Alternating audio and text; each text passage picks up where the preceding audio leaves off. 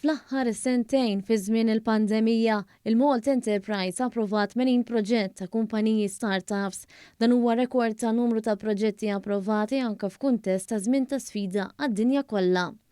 Il-gazzetta kulħadd irrapportat li dawn il-kumpaniji ser ikunu qed jinvestu bejniethom 30 miljun euro fi żmien 3 snin u li ser ikunu qed joħolqu aktar minn 1000 impjieg ta' kwalità.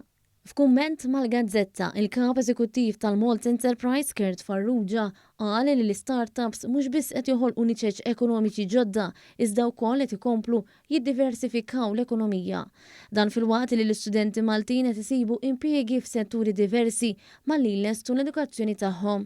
Fil-fatt, il-proġetti jvarjaw f'numru ta' setturi teknoloġiċi u speċjalizzati u għalhekk qed ikomplu jsaħħu il-ħiliet f'pajjiżna.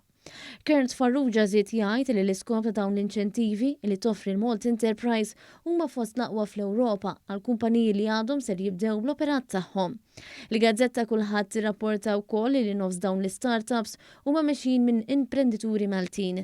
Madankollu aktar ma jgħaddi żmien, Malta qed issir ukoll il-post ideali għal startups internazzjonali. Fil-fatt, sissa diġà ġew attirati kumpaniji mill-Ġermanja, l-Istati Uniti, it-Turkija, l-Olanda u l-Iżrael fost oħrajn.